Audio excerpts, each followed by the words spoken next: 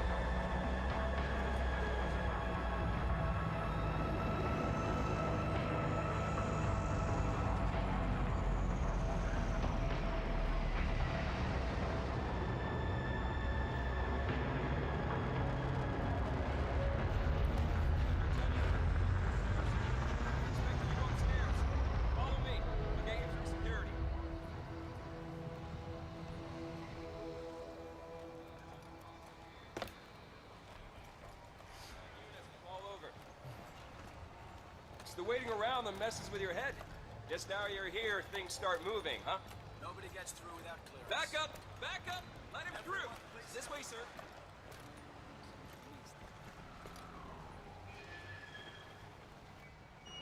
Sorry, sir, just a formality.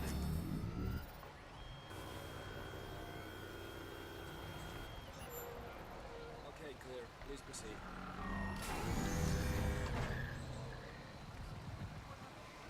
What happened to the plane? Where did that go? Yeah, well,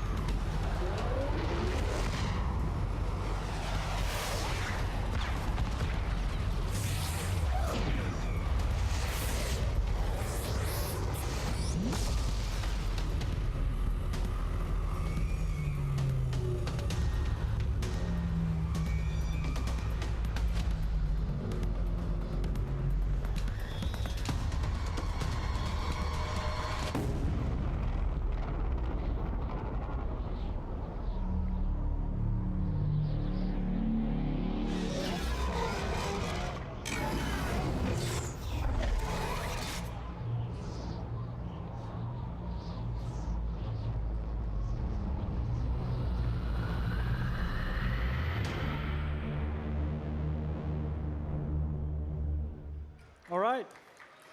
So this was a live presentation. Eric died. He's still a better player than us, so don't take it too hard on him. Okay, so I'm here to talk about the art of Killzone Shadowfall, more specifically about the demo you just saw. So 2 years ago, at the end of Killzone 3, we were faced with a destroyed planet, and we had to find a new planet to set the new game on. So it's kind of the perfect moment for some change. Planet is destroyed. The planet was very kind of typical Killzone, brown, green. Everything was miserable and destroyed and already, or worn down, and kind of an awful place. Perfect home for the Helghast. Now, here we are. We're faced with a new situation. So, let's take it a different direction. It's going to be next gen. So, let's do something with a lot more color, a lot more vibrancy. The perfect place for that is Vecta. Vecta is the original planet in Killzone 1, home of the ISA. It's a beautiful planet. It's lush, it's green, lots of water, and we decided to. We thought it was actually a brilliant place, a brilliant opportunity to take take that aspect, that beautiful environment, and then take the Helghast and mix them in that environment and see what happens next. All right, that's my introduction. I would like to now give the mic to Roy. He's the concept art director. Hi guys, it was great to be here. I'm Roy Posma. I'm also art director on Killzone Shadowfall. Mainly responsible for all the 2D work, all the concepts, and pretty much all the designs that we make for the Killzone universe. So, how to make this massive, futuristic, utopian city, while actually maintaining the realism with a twist, which is really important for us. That's sort of our key phrase that we apply to anything we design in the game. So you can break down a city in many things. The thing we didn't want to do too much with was actually the architecture. Now for us, we definitely want to make amazing, big, shiny buildings, but we really wanted to keep them as realistic as possible. Make them big, make them shiny, but at the same time, if you look at a building, you'll understand it's a building. That's actually our main ingredient for the realism out of the thing. So for the twist, we wanted to go into a next step. We really wanted to play with the setting. So what we actually did and what inspired us is back on Killzone 1, we actually had Vecta City as well. Only back then the city was built on a slope. We had these stairs on it with all this, with the city on it. Problem was back then we couldn't really show the vision. We didn't have the power to make that work. This time we could. So we really wanted to make it shine, to make it great, and we actually want to make it a bit bigger as well. So what we actually did, it's the twist thing we took. We took a massive overdam, and at the same time, we mix it up. As we call it, it's the Delta works. It's this big dike that actually makes sure that, where we live, the Netherlands, we don't drown. So we combined those two together, and out of that came this insanely huge Hoover Dam. Is probably up to 2 miles high. And what we did, we took our city and we just placed it straight on top of it. And that's actually, how we got the twist in, and created this really, well, I'd say futuristic, crazy city. So the next thing we had a lab is just how to make an utopian city out of it. So what we did, we just kicked out all the traffic. You don't want to have traffic jams, all these kind of things in the city where you live. So we make these big clusters of trains, put everybody in there, and then we could take out all the roads, put nice parks in there. Everybody can stroll around and be happy and all these kind of things. The problem is if you take all that traffic out, you also lose a lot of life in the city. So we had to bring that back. And how we did that was with this baby here. We came up with this sort of, as we call it, the commercial bots. If you, I don't know, order shoes or pizza or whatever, they will bring it home. So we got 10,000s of these things flying through the city with all these kind of different kind of commercial signage on it and all these kind of things, and they really bring back the life, in our city. And that's pretty much how we build this thing up. Next thing I want to show is actually, this is a final model. The ones you see here, you have to remember, this demo is half year old. It's all pre-alpha. That one is I'm not saying finished, but that's our current state of, of our model, of the commercial bot. We have all these signage on it. I think this is like the, the World Transport Federation brand. Yeah, I want to take you on and actually show some of our new characters as well.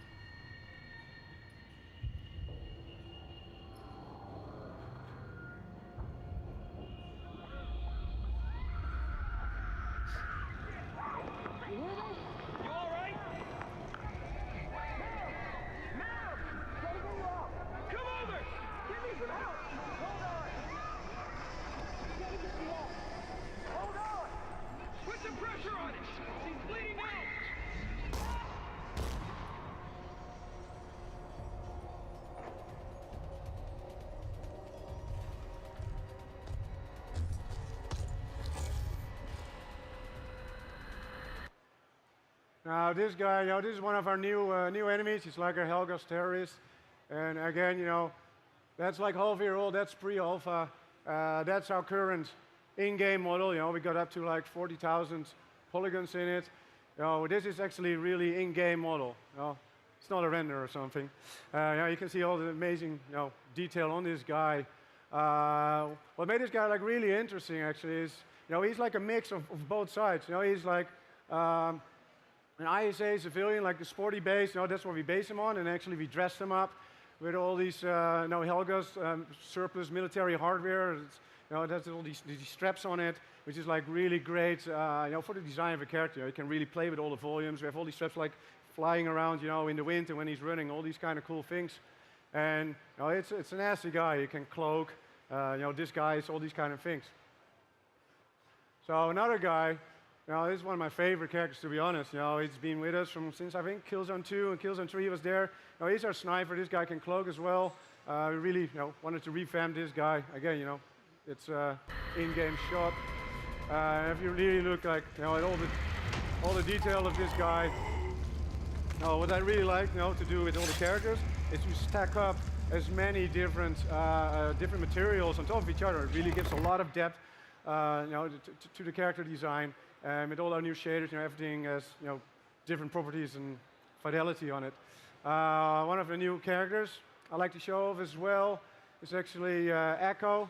Now she will be a bit, she's a bit like the Shadow Marshal actually of the Helga. So you're definitely going to meet up with her. And as the last part for like my part is introduce you to the new version of our main iconic enemy. The Helga's Assault guy. So that's it for me. I just want to hand it over to Arjen Bak. He's going to show his in the real demo behind the scenes, and there you go.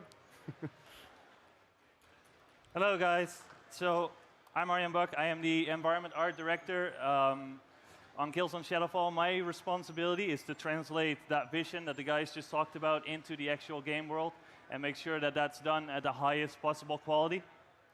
Now, in this demo, we have the Helga's terrorist plays a bomb inside the building.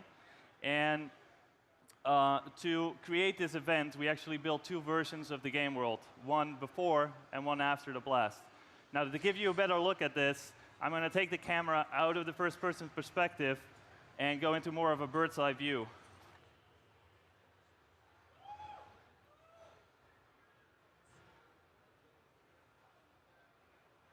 So the reason we built this, this world in two stages is because we needed a lot of control over the environment for gameplay, but we also needed a lot of control over the blast direction. So what you can see on the screen right now is that the blast originated from the building, then fanned out to the sides, and then all the way in the back here where all the small debris landed. Now, another new system that we added to Killzone is what we call the dynamic dust system. And this system allows us to add a thin layer of dust onto the characters and onto the world and onto any object that is either moving or standing still. So you can see in these corners here, you got all the dust building up. There is dust on the tops of these cover pieces. So the last thing I want to show you guys is one of our debug tools. So this debug tool is something that we use to manage the tremendous amount of detail that you see on the screen here. It allows us to, let me see if I can get it up here.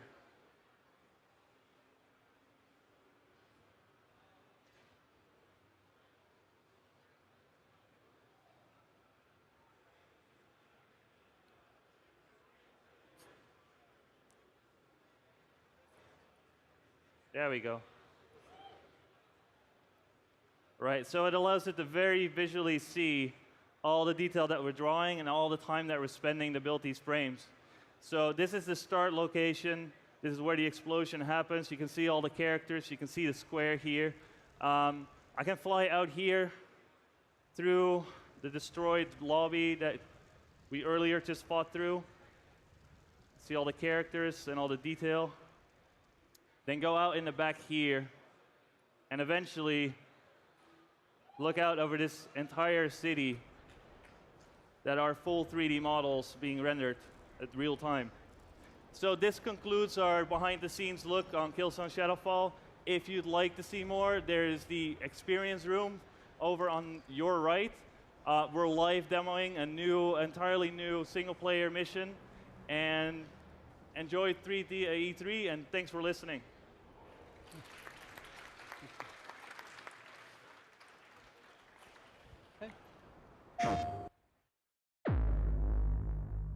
Let me show you something. It was a recon mission across the wall. We've heard nothing since. One wrong move and this all blows up in our face. Do what you do best.